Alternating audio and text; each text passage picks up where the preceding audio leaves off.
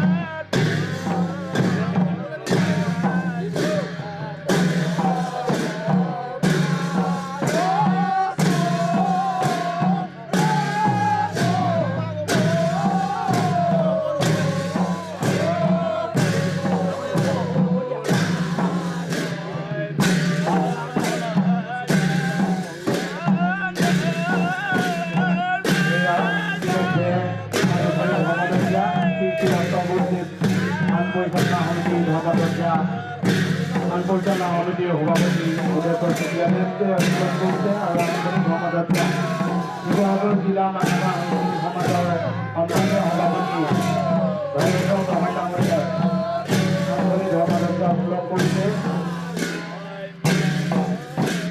দুইজন সভাপতি মহোদয়কে আমি উদযাপন সমিতিৰ তৰফৰ পৰা আন্তৰিক শুভেচ্ছা জ্ঞাপন কৰিছোঁ, কৃতজ্ঞতা জনাইছোঁ। ইয়াৰ পাছতে আজি এই নলগোৱা উৎসৱ ভাগি আমি সকলোৱে বস্ত্ৰভূষদেৱৰ কথা নজনা নাই। তেখেতৰ যি মহান ব্যক্তিত্ব আৰু তেখেতৰ যি আমাৰ এই কাল সংগতিক একগোট কৰাৰ যি প্ৰচেষ্টা, এই প্ৰচেষ্টাৰ ফলতে আজি এই আমাৰ অষ্টভুজদেৱৰ থানখনি এনেকুৱা এটা পৰিৱেশৰ সৃষ্টি হৈছে, যিটো আৰু আগন্তুক দিনলৈ আমি ভাবিছোঁ যে ইয়াত আৰু অতি সুন্দৰভাৱে আমি এই অষ্টভুজদেৱৰ থানত সকলো মিলিজুলি আমি এই নশ উৎসৱটি পাতিব লাগিব। আৰু আপোনালোকে জানে যে বৰভেটি যোৰহাটৰ যি বৰভেটিৰ কথাটো আজি বিশ্বত গোটেই জিলিকি উঠিছে, কাৰণ তাত যিখিনি কৰ্ম হৈছে, তাত হাজাৰ হাজাৰ লাখ লাখ মানুহৰ যি আগমন ঘটিছে, তাৰ বাবেই আজি সেই অষ্টভুজদেৱৰ বৰভেটি গোটেই বিশ্বত জিলিকি উঠিছে। আৰু আমিও ভাবিছোঁ, কিন্তু বৰভেটি হৈছে চেল্টাৰ, য'ত তেখেতে আমাৰ মায়ামা ভকত বৈষ্ণৱৰ এটা কিমান আমাৰ ভকত আছে, সেই ভকতখিনি কেনেকৈ একগোট কৰিছিল। তাত কোনো জাতি ধৰ্ম কথা নাছিলে, অকল মায়ামাৰা কাল সংগতি সকলো ভকত বৈষ্ণৱ শদিয়াৰ পৰা ধুবুৰীলৈকে একগোট কৰিছিল। গতিকেলৈ এইটো এটা মহান তেখেতৰ বৈশিষ্ট্য। আৰু তেখেতক ৰজা ঘৰীয়াৰ এনেকুৱা মানে কষ্ট দি তেওঁক মৃত্যুৰ বৈকুণ্ঠগামী হ'বৰ কাৰণে ঠেলি দিছিল। তেখেতে যেনে তেনে আহি আমাৰ এই পাটৰ হাবিত ব্ৰহ্মপুত্ৰ দি উজাই আহি দিখৈ দি আহি এই যেনে তেনে ইয়াতে তেখেতে সংস্থাপন 1768 খ্ৰীষ্টাব্দত তেখেত আহিছিল, আৰু 1770 খ্ৰীষ্টাব্দত তেখেত ইহলীলা সম্বৰণ কৰিছিল। আৰু তেখেতৰ এই সমাধি ক্ষেত্ৰ অতিকৈ মানে ভয় লগা আৰু অতি জাগ্ৰত। গতিকেলৈ মই সকলো ভকত বৈষ্ণৱৰ চৰণত এইটোৱে সেৱা জনাইছোঁ যেন আমি সদায় এই মহান তেৰাচৰণক আগুৱাই নিবৰ বাবে আমি সকলোৱে প্ৰচেষ্টা কৰোঁ। আৰু বিশেষ ক'বলৈ নাই, আমাৰ এই গুৰুজনাই যিখিনি আমাক ক'লে, তেখেতে বুৰঞ্জীৰ পৰা আৰম্ভ কৰি সকলোখিনি আমাক ক'লে। গতিকেলৈ মই যথাযথ এটি ঈশ্বৰৰ চৰণত সেৱা জনাই, অষ্টভুজ দেৱতাৰ চৰণত সেৱা জনাই, যাতে আজিৰ দিনটো সৰ্বতো ফালৰ পৰা সুন্দৰভাৱে পাৰ কৰিব পাৰোঁ, তাকে তেওঁৰ চৰণত খাটনি ধৰি মোৰ বক্তব্য ইমানতে সামৰণি মাৰিছোঁ। কৃষ্ণ। আমি থান পৰিচালনা সমিতিৰ সন্মানীয় সভাপতি বুধেশ্বৰ চুতীয়াদেৱলৈ ধন্যবাদ জ্ঞাপন কৰিছোঁ। ইয়াৰ পাছতে মায়ামৰা সাংস্কৃতিক সমাজৰ শিৱসাগৰ জিলা সমিতিৰ সন্মানীয় সভাপতি ধৰ্মেশ্বৰ মহন ডাঙৰীয়া আছে। তেখেতৰ প্ৰচেষ্টাতে আমি এয়া তৃতীয়বাৰৰ বাবে এই উৎসৱভাগী আয়োজন কৰিছোঁ। গতিকে তেখেতক আমি দুআষাৰ ক'বৰ বাবে অনুৰোধ জনাইছোঁ। জয় জয় শ্ৰী শ্ৰী অষ্টভুজ গোসাঁই দেৱতা এই তেখেতৰ সমাধিস্থললৈ আমাৰ আন্তৰিক সেৱা জনাই এই অভাজনে দুআষাৰ ক'বলৈ আগবাঢ়িছোঁ।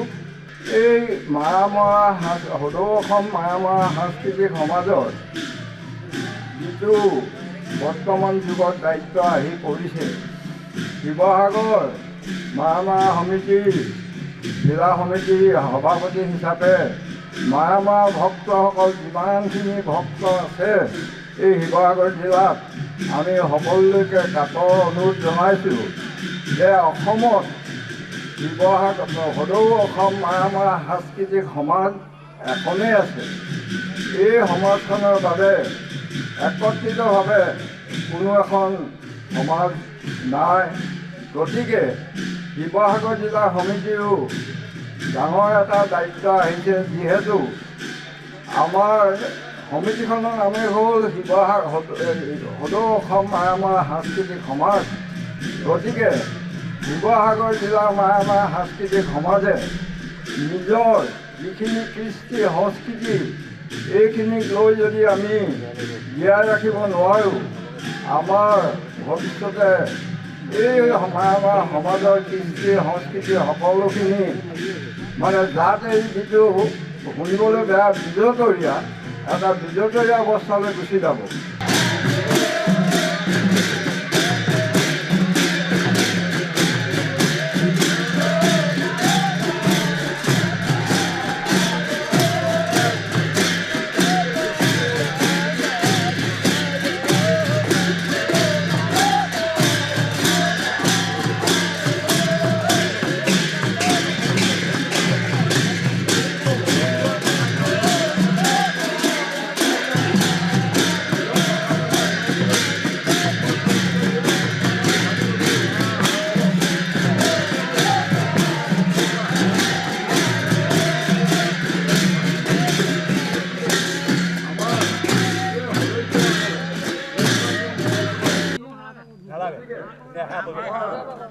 এই মায়ামা সদৌ মায়ামাৰ সাংস্কৃতিক সমাজৰ আৰু শ্ৰী শ্ৰী অৰ্থপতি দুখাই দেৱতাৰ নাম পৰিচালনা সমিতিক এই অনুষ্ঠান লাগি হ'বলৈ গৈছে।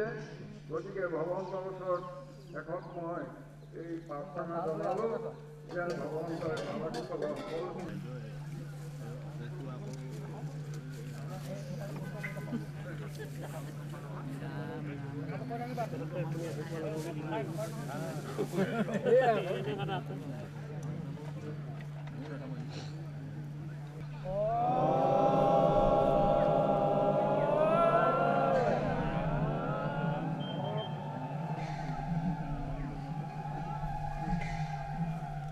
ভাগ ভক্তি যুগৰ ঘোষা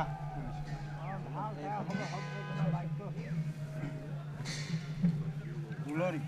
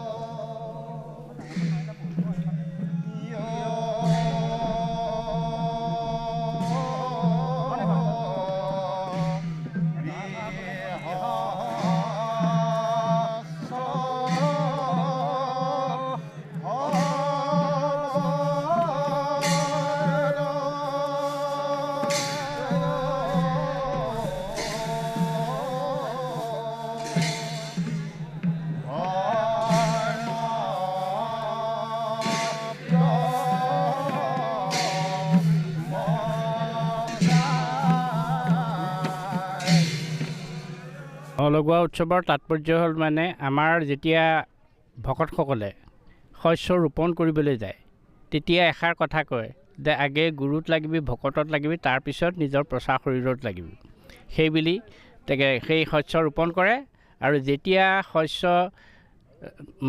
পৰিপূৰ্ণ হ'ব যেতিয়া ধান পকিব ধান পকাৰ পিছত এই যেতিয়া ন ধান মুঠি ঘৰলৈ চপাবলগীয়া হ'ব তেতিয়া ন চাউল মুঠি খাবৰ কাৰণে সেই পূৰ্বতে যি ধৰণে গুৰু ভকতক স্মৰণ কৰি তেখেতলোকে ৰোপণ কৰিছিলে সেই ধৰণে ন চাউল মুঠি ল'বৰ কাৰণেও এই গুৰু ভকতলৈ আগবঢ়ায় আৰু সেইটো প্ৰথমতে গুৰুসকলৰ ওচৰত তাৰপিছত ভকতসকলৰ ওচৰত সেই ধৰণে সেৱা আগবঢ়ায় আৰু সেই লগোৱা কথাটো হ'ল কি যে প্ৰথমতেই গুৰুসকলৰ ঘৰত অথবা সত্ৰত বা সমাধিস্থানত ভকতসকলৰ গুৰু ভকতসকলক এই সেৱা ন চাউল মুঠি আগবঢ়াই পাছতহে এই নিজে ন চাউল মুঠি গ্ৰহণ কৰে সেই নলগোৱা তাৎপৰ্যটো চমুকে এইটোৱেই আৰু আমাৰ এই বৰভেটি বা আমাৰ অষ্টভুজদেৱৰ থানত শ্ৰী শ্ৰী অনিৰুদ্ধদেৱৰ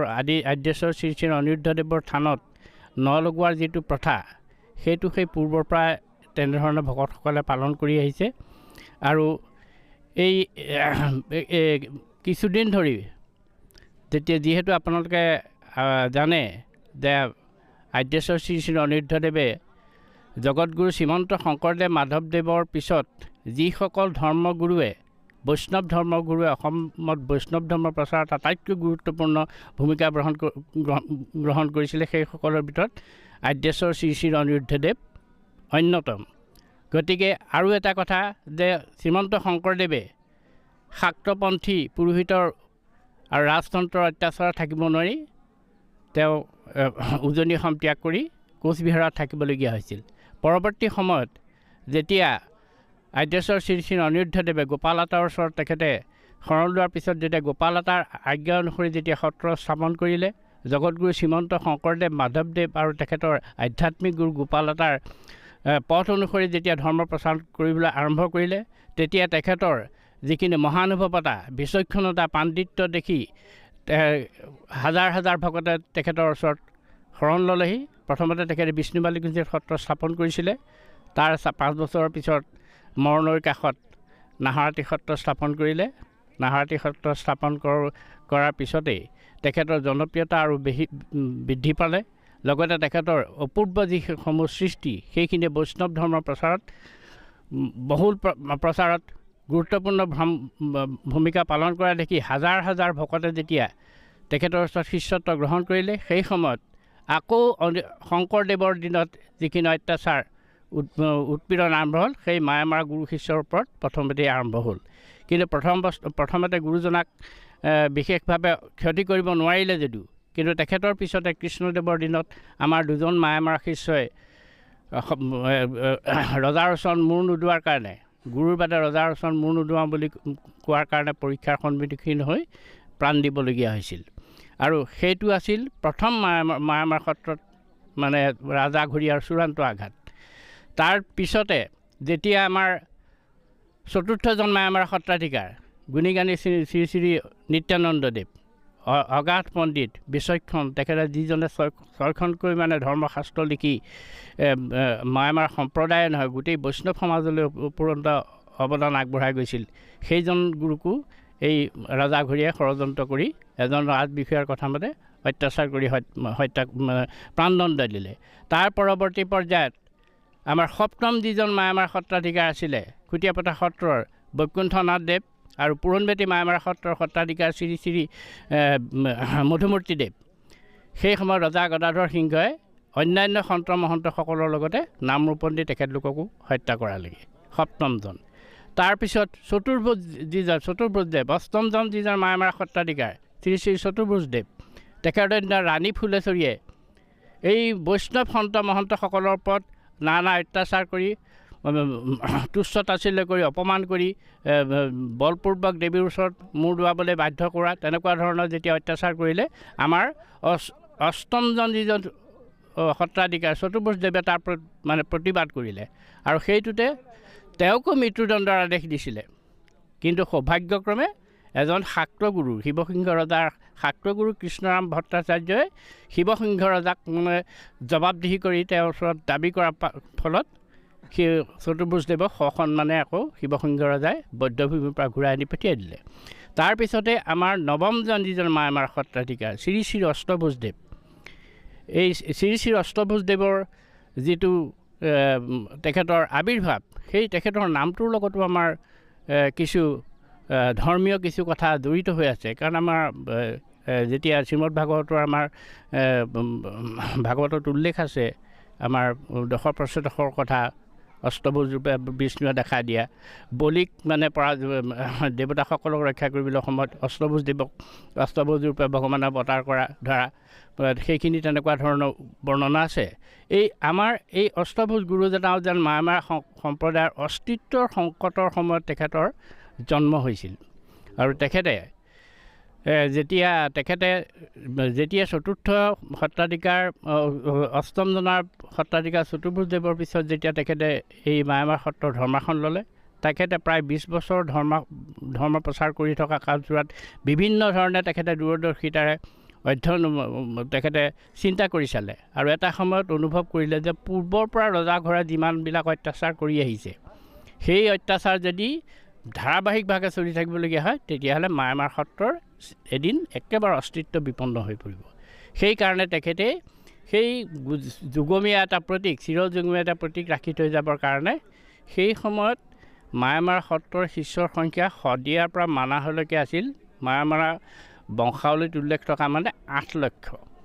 সেই গোটেই 8 লক্ষ ভকতক তেখেতে আহ্বান কৰাই যোৰহাটৰ ইতিহাস প্ৰসিদ্ধ মালৌ পথাৰৰ বুকুত এটি ভেটি নিৰ্মাণ কৰিবলৈ দিলে। সেই ভেটি নিৰ্মাণ কৰি এই ভেটিয়েই যাতে মায়ামাৰা সত্ৰৰ চিৰযুগমীয়া প্ৰতীক হৈ থাকে, সেইটোৱে 8 লাখ ভকতে সেই ভেটি নিৰ্মাণ কৰালে বৰভেটি। তেতিয়া সেই সময়ত আছিলে ভেটি 60 হাত ওখ, 30 নল দীঘল, 10 নল বহল এই ভেটি নিৰ্মাণ হৈছিলে। আৰু তাত 7 দিন নাম কীৰ্তন কৰি শেষত কংসবধ ভাওনা নাটক কৰি খুটিয়াপাতালৈ গুচি গৈছিল। আৰু তাৰপিছতে কি হ'ল, সেই সময়তে এই অষ্টভুজদেৱে বৰভেটি নিৰ্মাণ কৰাৰ পিছতে কিন্তু ৰজাঘৰীয়া অত্যাচাৰ অব্যাহত থাকিলে। সেই আমাৰ উজনিৰ ৰাঘমৰাণ আৰু নাহৰখোৱা শইকীয়া নেতৃত্বত মৰাণসকলে অষ্টভুজদেৱৰ ওচৰত শৰণ ভজন লৈছিল। সেই শিষ্যবৰ্গৰ গোসাঁইঘৰ গুৰুৰ ওচৰলৈ অহা যোৱা কৰি থাকে। অন্য হাতে তেওঁলোকে ৰজাঘৰীক আকৌ কৰ্কাটল দিবলৈ যায়। এবাৰ হাতী সোধাবলৈ আহিছিল ৰাঘমৰাণ আৰু নাহৰখোৱা শইকীয়াই। তেওঁলোকে এই কীৰ্তিচন্দ্ৰ বৰবৰুৱা বুলি এজন অতি অত্যাচাৰী মন্ত্ৰী আছিলে, তেওঁক মানে কি কৰিলে, সেই তেওঁক সম্ভাষণ নজনাই পোনে পোনে গৈ ৰজাক হাতী সোধালেগৈ। আৰু সেই অপৰাধতে এই ৰাঘমৰাণ আৰু নাহৰখোৱা শইকীয়াৰ ওপৰত অত্যন্ত শাৰীৰিক অত্যাচাৰ চলালে।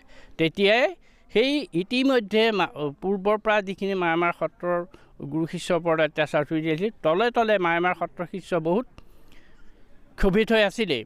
গতিকে যেন আগ্নেয়গিৰি মানে এই ৰাঘমৰাণ আৰু নাহৰখোৱা শইকীয়াক যিটো অত্যাচাৰ কৰিলে, সেই অত্যাচাৰটোৱে এটা সুপ্ত আগ্নেয়গিৰি জগাই তুলিলে। তেওঁলোকৰ ধৈৰ্যৰ সীমা পাৰ হৈ গ'ল। তেতিয়া লগে লগে গৈ তেওঁলোকে খুটিয়াপাতালৈ গৈ গুৰুৰ ওচৰত মায়ামাৰা বিদ্ৰোহ মানে ৰজাঘৰৰ বিৰুদ্ধে অস্ত্ৰ ধৰিবৰ কাৰণে অনুমতি বিচাৰিলে। তেতিয়া গুৰুৱে যেতিয়া দেখিলে যে আমাৰ মায়ামাৰা সত্ৰৰ গুৰু শিষ্যসকল অতি ধৈৰ্যশীল, সংযমী, তেওঁলোকে কোনো হিংসা বা অন্যায়ক প্ৰশ্ৰয় নিদিয়ে, কিন্তু যেতিয়া ধৰ্মৰ অস্তিত্বৰ কথা আহি পৰিলে, তেতিয়া গুৰুজনাই ৰাঘমৰাণক আৰু নাহৰখোৱা শইকীয়াৰ লগতে আৰু ৰজাৰ আমাৰ গুৰু অষ্টভুজৰ গুৰুজনাৰ পুত্ৰ সপ্তভুজ, তেওঁ ইয়াত মানে সমৰ্থন আগবঢ়ালে। তেতিয়া সেই যুদ্ধ ঘোষণা কৰিবৰ কাৰণে ৰজাৰ ঘৰৰ বিৰুদ্ধে যুদ্ধ ঘোষণা কৰিবলৈ অনুমতি দিলে। কিন্তু সেই অনুমতি ৰাঘমৰাণ অত্যন্ত মানে তেওঁ যদিও আছিল, তেওঁ সমৰ কলাৰ ক্ষেত্ৰত অত্যন্ত পাকৈত আছিল, কথিত আছে যে তেওঁৰ ওচৰত তেওঁৰ হাতত যদি মানে তৰোৱাল যেতিয়া থাকিব, তেতিয়া সামান্য পানীৰ ছিটিকনি এটাও তেওঁৰ গাত পৰিব নোৱাৰে। আৰু সেই ৰাঘমৰাণে অত্যন্ত কৌশলগত আৰু অতি দক্ষতাৰে সেই প্ৰথমখন মায়ামাৰা ৰাজতন্ত্ৰৰ বিৰুদ্ধে মায়ামাৰা শিষ্যৰ ৰণশিঙা বজালে। আৰু এনেধৰণে আঁতৰকেইটা আক্ৰমণ কৰিলে যে ৰজাঘৰে ধৰিবই নোৱাৰিলে। গতিকে লগে লগে গৈ তেওঁলোকে ৰাজধানী দখল কৰি লক্ষ্মীসিংহ সিংহাসনচ্যুত কৰি কৰিলে। তাই নাহৰখোৱা শইকীয়াৰ পুতেক ৰমাকান্তক ৰজা পাতিলে আৰু ৰাঘমৰাণে নিজে বৰবৰুৱা হৈ লৈ এনেধৰণে শাসন কৰিলে। কিন্তু যিহেতু আমাৰ মায়ামাৰা শিষ্যৰ শাসন কৰা মানে তেনেকুৱা অভিজ্ঞতা নাছিল, একেটা অসাৱধানতাৰ কাৰণে ৰাঘমৰাণে কিছু অসাৱধানতাৰ কাৰণে কি কৰিলে, এই পুনৰ আকৌ তেওঁৰ বিৰুদ্ধে তেওঁক হত্যা কৰিবলৈ ষড়যন্ত্ৰ কৰিবলৈ আৰম্ভ কৰিলে। সেইটো হৈছিল 1769 চনত প্ৰথম মায়ামাৰা বিদ্ৰোহ আৰম্ভ হৈছে। তাৰ 1770 চনত এদিন কি কৰিলে, মই বস্তুটো চমুৱাই লৈ আনিছোঁ। তাৰ এৰিয়াত যেতিয়া এই ৰাঘমৰাণক দেখিলে যে যিকোনো প্ৰকাৰে ৰাঘমৰাণক যদি মানে নিধন কৰিব পৰা নাযায়, তেতিয়াহ'লে মায়ামাৰা শিষ্যক মানে কেতিয়াও কোনো পধ্যেই প্ৰতিহত কৰা সম্ভৱ নহ'ব। সেই গতিকে ষড়যন্ত্ৰ কৰিলে। কিন্তু এটা মানে তেওঁৰ অসুবিধা এটা আহি গ'ল, তেওঁৰ এই মানে ভিতৰত মানে গাৰুৰ তলত ফেটি সাপ সোমোৱাই থোৱাৰ নিচিনা এটা কথা আহিলে। তেওঁ ৰাজস্ব সিংহৰ বিধৱা পত্নী যিগৰাকীক লক্ষ্মী সিংহই মানে বিয়া কৰাই লৈছিলে, সেই কুৰংগ নয়নী মণিপুৰী তেওঁ নিজৰ ভাৰ্যা কৰি লৈছিলে। সেইটোৱে তেওঁৰ কাৰণে আটাইতকৈ মানে বিপদৰ কাৰণ হৈ পৰিলে। গতিকে সেই ষড়যন্ত্ৰত কুৰংগ নয়নীয়ে যোগ দিলে। তেতিয়া সেই বিহুৰ ওচৰ চাপিলে এই আমাৰ ৰাঘৱ মৰাণে কি কৰিলে, যিহেতু মায়ামাৰ শিষ্য যিসকল বিষয়ববীয়া আছিলে ৰজাৰ, তেওঁলোকক বিহু খাবলৈ পঠিয়াই দিলে। তেওঁ মানে সেইটো ভবা নাছিলে যে তেওঁ সুৰক্ষাৰ কথা নাভাবিলে সেই সময়ত, যে ৰাজধানী ৰক্ষা কৰিব লাগিব সেইটো কথা চিন্তা নকৰিলে। গতিকে তেতিয়া কি কৰিলে, সেই পঠিয়াই দিয়াৰ ফলত সেই হুঁচৰি গোৱা চলেৰে গৈ এই ৰাঘৱ মৰাণক মানে হত্যা কৰিলে এই ৰজাঘৰীয়াই। তেতিয়াই পিছ মুহূৰ্ততে খুটীয়াপতা পিছদিনাখনে আক্ৰমণ কৰি খুটীয়াপতা সত্ৰ এফালৰ পৰা মানে গুৰু শিষ্যৰ যিমান য'ত পাৰে সকলোকে মানে নিধন কৰিলে। কৰি এই অষ্টভুজ গুৰুজনা সেই সত্ৰৰ পৰা অন্তৰ্ধান হৈ গ'ল। তেতিয়ালৈকে কোনেও ক'ত মানে তেখেত গুৰুজনা ক'ত গ'ল কি কৰিলে কোনেও ক'ব নোৱাৰে। আজি কিছু বছৰ আগলৈকে যে তেখেতৰ এই গুৰুজনাৰ প্ৰকৃততে কি হ'ল, তেখেতৰ সমাধিস্থান ক'ত আছে, সেইটো কোনেও ক'ব নোৱাৰিছিলে। কিন্তু আজি কিছু বছৰ আগতে আমাৰ মায়ামাৰ ভকতসকলে যেতিয়া গম পালে চাৰিওফালে, ইয়াতো বিভিন্ন ধৰণে বিভিন্ন কাহিনীৰ ওপৰত ভিত্তি কৰি গম পালে যে এই ঠাইতে গুৰুজনাক সমাধিস্থ হৈছিল। আৰু ইয়াৰ কিছু মহিমা তাত সেই সময়ত প্ৰকাশ পালে। প্ৰকাশ পোৱাৰ পিছতে এই থানখনিকে শ্ৰী শ্ৰী অষ্টভুজ দেৱৰ সমাধিস্থান হিচাপে আজি এই মায়ামাৰ ভকতসকলে সেৱা শুশ্ৰূষা কৰি আহিছে। আৰু আজি 2-3 বছৰ আগৰ পৰা এই ইয়াৰ সদৌ অসম মায়ামাৰ সাংস্কৃতিক সমাজ, শিৱসাগৰ জিলাৰ মায়ামাৰ সাংস্কৃতিক সমাজ আৰু বানমুখ অঞ্চলৰ শিৱসাগৰ সমূহ ভক্তবান বৈষ্ণৱে এনেধৰণে মানে এই নলগোৱা উৎসৱ পালন কৰি আহিছে। আৰু আপুনি দেখিব যে উজনিৰ পৰা নামনিৰ পৰা বিভিন্ন স্থানৰ পৰা এতিয়া এই ভকতসকলে গায়নে বায়নে ইয়াত মানে এই গুৰুজনা সেৱা আগবঢ়াবলৈ আহিছে। আৰু এইটো এনেকুৱা ধৰণৰ অনুষ্ঠান আপোনালোকে ইয়াতো দেখা পাব। আৰু আমাৰ আদ্য গুৰুজনাৰ যিখিনি পবিত্ৰ সমাধিস্থান নাহৰতি থান তাতো দেখা পাব। আৰু তেখেতৰ জন্মস্থান তাতো দেখা পাব। শ্ৰী শ্ৰী নিত্যানন্দদেৱৰ থান আছে তাতো দেখা পাব, বৰভেটিতো পাব। গোটেই কাৰণ এটা ক্ষেত্ৰত মায়ামাৰ সমাজ মতেক বুলি এটা কথা আছে যে কিছু ক্ষেত্ৰত মানে ভাগ গৈ দূৰে দূৰে থাকিলেও কিন্তু কিছুমান সকলো ক্ষেত্ৰতে নিৰ্দিষ্ট ধৰ্ম পালন কৰাত সকলো এক। আজি মই দেখা পাইছোঁ যে বিভিন্ন ঠাইৰ পৰা বিভিন্ন ভক্তসকল আহিছে আৰু তেখেতসকলে ইয়াত যি মায়ামাৰ সমাজৰ নলগোৱা উৎসৱ ইয়াত তেখেতসকলে ইয়াত উদযাপন কৰিছে। কেনেধৰণে আচলতে এইটো কৰা হৈছে এই বিষয়লৈ জনাব। এই বিষয়ত ইতিমধ্যে আমাৰ সত্ৰাধিকাৰ শুক্লচন্দ্ৰ গোস্বামীয়ে ক'লেই গোটেইখিনি। আমি খালি আপোনাক এইটোৱে ক'ম যে আমাৰ 13খন জিলাত আমাৰ মায়ামাৰ ভকত আছে অসমৰ। এই 13খন জিলাত সিঁচৰিত হৈ থকা আমাৰ ভকতসকলে, যদিও আমি মায়ামৰা আমি ধৰ্ম অনিৰ্ধৰপন্থী, কিন্তু সকলো ধৰ্মতে এটা হেৰি থাকে নহয়, খেল কি কয় ফৈদ থাকে। এতিয়া ধৰি লওক শাস্ত্ৰ ভাগৱত বা ৰীতি নীতি একেই, কিন্তু নিজৰ ভিতৰতে একোটা খেল থাকে ন নামঘৰৰ প্ৰতি। গতিকে অসমৰ বিভিন্ন ঠাইৰ পৰা অহা ভকতসকলে তেওঁলোকে নিজৰ নিজৰ নামঘৰৰ নিজৰ নিজৰ খেলৰ ভকতবিলাকে এই চাউল মুঠি ধান দাই সেই চাউল অকণমান উলিয়াই পিঠা খুন্দি আজি লৈ আহে। আৰু ইয়াত তেওঁলোকে নিজৰ ববীয়াকৈ ভাগৱত গাব প্ৰথমে, তাৰপিছত গায়ন বায়ন। এই ভাগৱত ইতিমধ্যে গাইছে, এতিয়া গায়ন বায়ন উঠিব। আৰু তাৰপাছত সেই প্ৰসাদৰ যি পিঠাৰ যি সাজ হয় সেইখিনি তেওঁলোকেও খাব আৰু ৰাইজকো ইখন খোলাই সেইখন খোলাক দি বিতৰণ কৰি তেনেকৈ খাব। এই উৎসৱভাগী আচলতে আগতে পতা হৈছিলে আমাৰ বৰভেটিত পতা হৈছিলে। তাৰপাছত যেতিয়া এই অষ্টভুজদেৱৰ ইয়াত সমাধিস্থল যেতিয়া উদ্ভাৱন হ'ল, তাৰপাছত সদৌ অসম মায়ামাৰ সাংস্কৃতিক সমাজৰ মই প্ৰধান সম্পাদক, এখেতে সম্পাদক হয়। এখেতেও আমাৰ প্ৰাক্তন উপসভাপতি সম্পাদকো আছিলে, প্ৰধান সম্পাদক। আমিবোৰেই এইবিলাক উদ্ভাৱন কৰি তাৰপিছত আমি ভাবিলোঁ যে তেওঁৰ সৃষ্টি কৰা নামঘৰত যেতিয়া হ'ব পাৰে, তেওঁৰ সমাধিস্থলতো এইটো হোৱাটো ভাল। আৰু ইয়াত বহুতো তেনেকুৱা ধৰণৰ অলৌকিক কিছুমান হেৰি দেখুৱালে। সন্ধিয়া সময়ত আপোনালোকেও চাবলৈ পাৰিব, ইয়াত তেওঁ দেখা দিয়া নিচিনাই দিয়ে। গতিকে ইয়াতে সকলো ভকতে আহি হেৰি কৰে। আমি আজি 23 চনৰ পৰা আমি ইয়াত আৰম্ভ কৰিছোঁ। এই বছৰ 3 বছৰ হ'ব। তাৰ আগতে বৰভেটিতে কৰিছিলে। এই ধৰণে হয় আৰু গোটেই অসমৰ পৰা আহে ভকতবোৰ। ইয়াত এতিয়া তিনিচুকীয়াৰ পৰা আহিছে, ডিব্ৰুগড়ৰ পৰা আহিছে, ইয়াৰ লোকেলখিনিও আহিব আৰু আহি আছে বাছত আৰু বহুত আহি আছে, বাছত আহি আছে। দূৰ দূৰণি বাট, ঠাণ্ডা দিন, আহি পোৱা দেৰি হয়, ভৰি পৰিব গোটেই বগা। অনুষ্ঠানটো চাই এটা ধৰ্মীয় এটা আৱেগ। ইয়াৰ উপৰি ইয়াৰ এটা বিশেষত্ব এইটোৱেই যে এই ঠাইটুকুৰা আচলতে আমাৰ মায়ামৰা ভকতৰে অঞ্চল আছিলে, 700-800 বিঘা। ইয়াত গোটেই আমাৰ মায়ামৰা ভকতে আছিলে।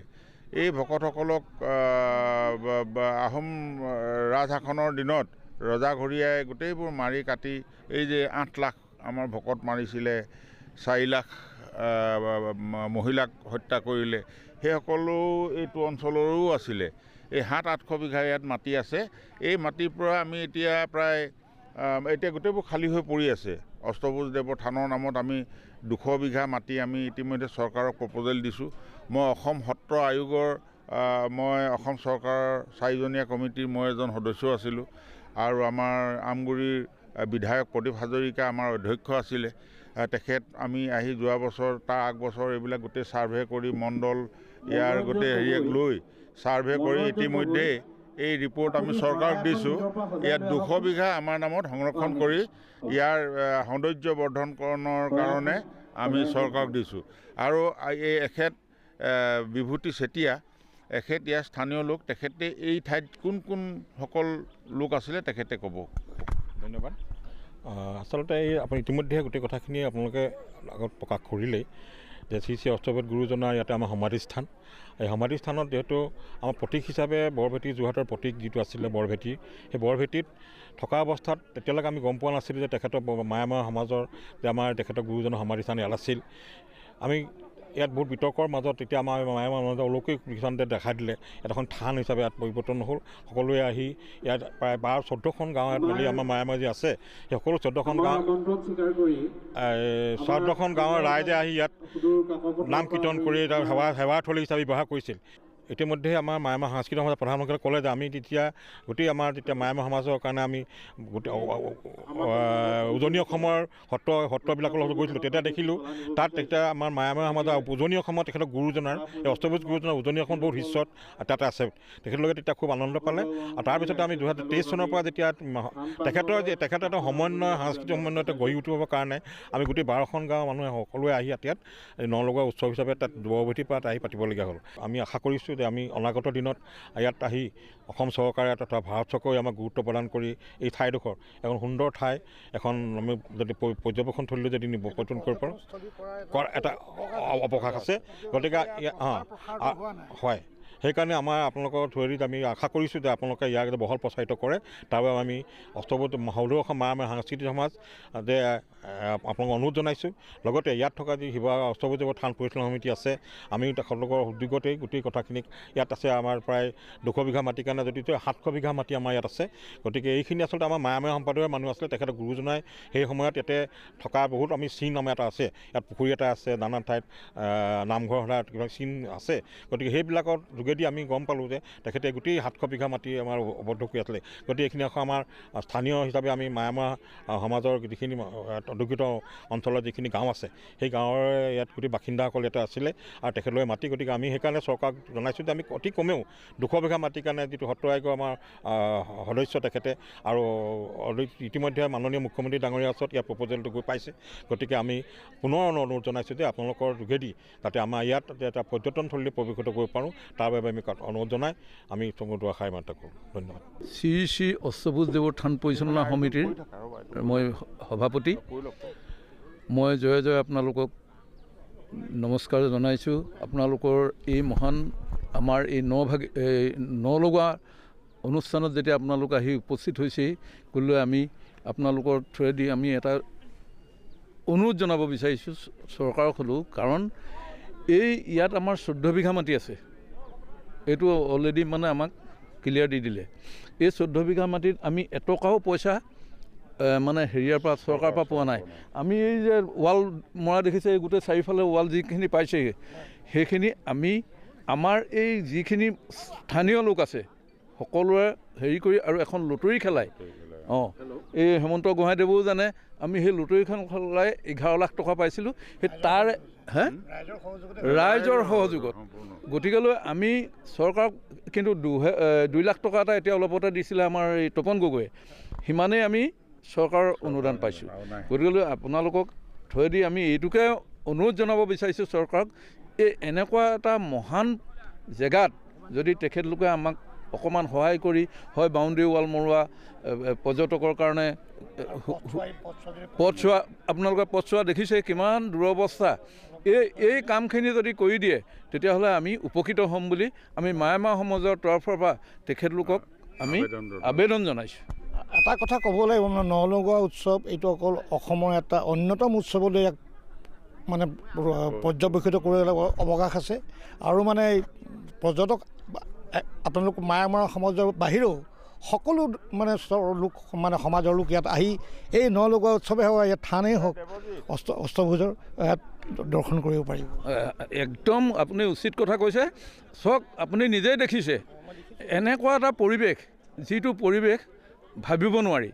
এই গতিকেলৈ চৰকাৰৰ ওচৰত আমাৰ অনুৰোধ, বিনম্ৰ অনুৰোধ, যাতে তেখেতলোকে আমাৰ এই যিটো এই মহান জেগাডোখৰ কেনেকৈ উন্নতি কৰিব পাৰি। আৰ্ট ফিলিঙৰ কথা আহিছে। মই আজি এই 6 বছৰ 7 বছৰ ইয়াত সভাপতি হৈ আছোঁ। এই 6 বছৰ 7 বছৰত আমি যিখিনি কৰিছোঁ, তথাপিতো চাওক কিমান আৰ্ট ফিলিং কৰিবলগীয়া হৈ আছে। এই কামখিনি যদি মানে যদি হৈ যায় তেতিয়া সেইটোকে আমি ঈশ্বৰৰ চৰণত প্ৰাৰ্থনা জনাই তেওঁলোকক অনুৰোধ জনাওঁ। ধন্যবাদ। তেখেতসকললৈ আমাৰ শ্ৰদ্ধা জ্ঞাপন কৰোঁ। আৰু এই স্মৃতিতৰ্পণ অনুষ্ঠানভাগি আমাৰ সদৌ অসম মায়ামৰা সাংস্কৃতিক সমাজৰ গুৰি ধৰোঁতা সাধাৰণ সম্পাদক হেমন্ত গোহাঁইদেৱে সমাপন কৰিলে। ইয়াৰ পাছতে তেখেতক সহযোগিতা আগবঢ়ালে মায়ামৰা মদাৰখা সত্ৰ যোৰহাটৰ সত্ৰাধিকাৰ আমাৰ অতি আদৰৰ শ্ৰী শ্ৰী সচিদানন্দ গুৰুদেৱে। তেখেতক এই বন্তি প্ৰজ্বলনত তেখেতেও সহযোগিতা আগবঢ়ালে।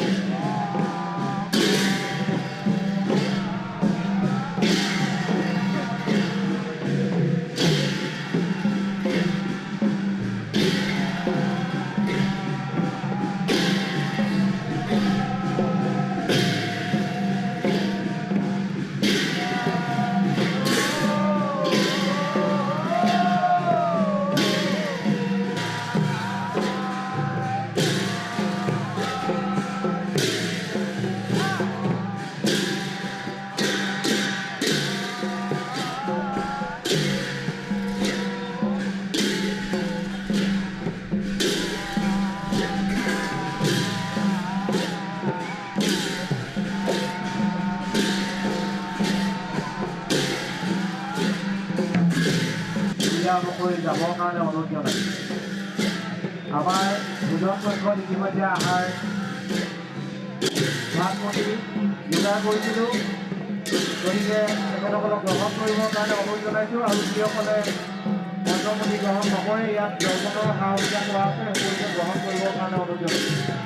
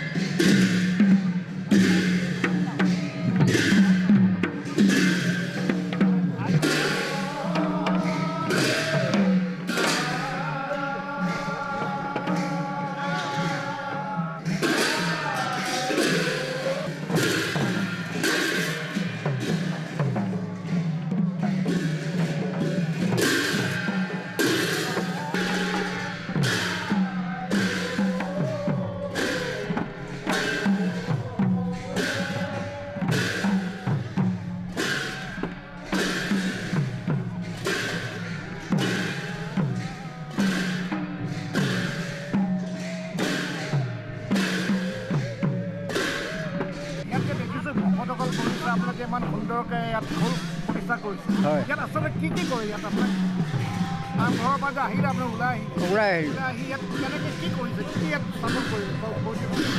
এয়া ভাগত দেখিছে নহয়, আমি ভাগত পাঠ কৰিলোঁ, ভাগ কৰি এতিয়া গায়ন উঠিলে, আমি সিমানলৈকে কৰিছোঁ আৰু এতিয়া গায়ন বায়ন হৈ চলি আছোঁ। তাৰপিছত গায়ন বায়নৰ সম্বোধনী হ'লে মানে আমি সম্বোধনী কৰিম, সম্বোধনী কৰাৰ পাছত এই সাত বস্তু ৰাম বুলি খাম আৰু ৰান্ধনীয়ে দিব, পাছত আমি ঘৰ ঘৰি যাম।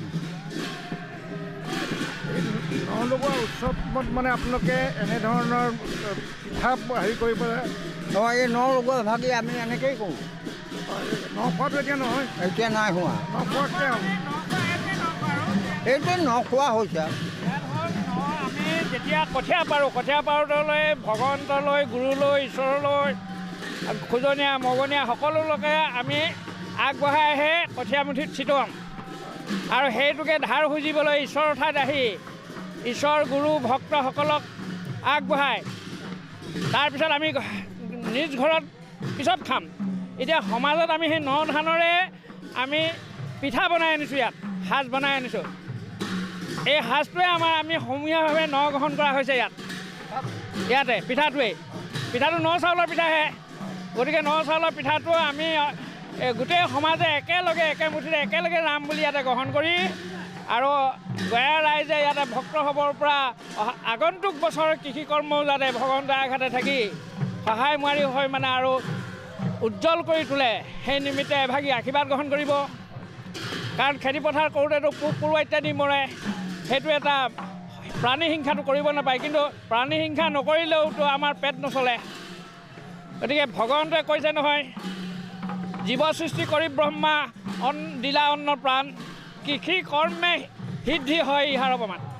কাৰণ কৃষি কৰ্ম কৰিবলৈ যাওঁতে অজ্ঞাত অজ্ঞাতেতো প্ৰাণীবধ হ'ব, সেইটোৰ ইয়াত দুখ মাৰ্জনাৰ কাৰণে আমি হবে ভগৱন্তৰ চৰণলৈ প্ৰাৰ্থনা জনাই এই সেৱাভাগী এনেকুৱা মহান ঠাইবিলাকত আগবঢ়াইহে আমি প্ৰতি গৃহস্থই নিজ নিজ গৃহত নিজৰ বংশ পৰিয়াল মিতিৰ কুটুম আদি সমন্বিতে এই নভাগী গ্ৰহণ কৰে।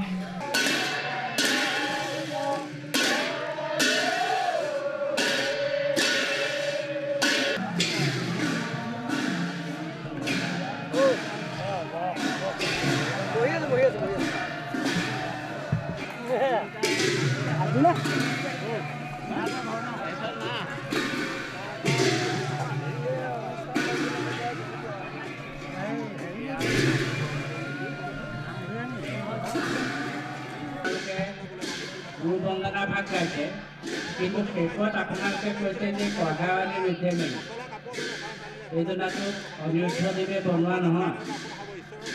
গতিকে আমি য'তে ত'তে গুৰুজনাৰ নাম সংযোগ কৰিব নালাগে, কাৰণ তেখেত পেৰাসৱে নিজৰ গীত ৰাগ ৰচি থৈছে, তাত কঢ়াৱলী ৰুদ্ৰমেৰী কাহিনী কাণ্ড বুলি গাব। কিন্তু আমি যিবিলাক গীত নিজে ৰচি গুৰু বন্দনা গাম, সেইবিলাকত আমি কঢ়াৱলী ৰুদ্ৰমেৰী বুলি কোৱাটো যুক্তি নাই, কাৰণ সেইটো তেখেতে যিহেতু ৰচনা কৰা নাই। গতিকে এইখিনি অকণমান আপোনালোকে চাব। দ্বিতীয়তে মই দেখিলোঁ আপোনালোকৰ এটাই কেইগৰাকীয়ে সম্পূৰ্ণ বয়সস্থ আইতা আহিছে, আপোনালোকৰ লগত বোৱাৰীসকলক আৰু আপোনালোকৰ জীয়ৰীসকলক লগত লৈ আহিব লাগিছিল। গতিকে এইবিলাক ভৱিষ্যতে কৰিব আৰু গুৰুজনাক লৈ গুৰু বন্দনা ৰচনা কৰক, তেখেতৰ গুণানু কীৰ্তন কৰক, কিন্তু নিজে আপোনালোকে কঢ়াৱলী ৰুদ্ৰমেৰী বুলি সংযোগ কেতিয়াও নকৰিব। এইটো এটা গুৰুজনাৰ ওচৰত আমি দুখ কৰা লাগে। গতিকে এইটো অকণমান দেখুৱাই দিছোঁ, গতিকে আপোনালোকে যাবলৈ চেষ্টা কৰিব। গতিকে আৰু এই শব্দবিলাক অকণমান চাব, মানে নিজে হেৰি কৰিলেও তাৰ কোনোবা অকণমান লিখা পঢ়া মানুহ থাকিব নহয়, এই চন্দ্ৰবিলাক দেখিছে নাই।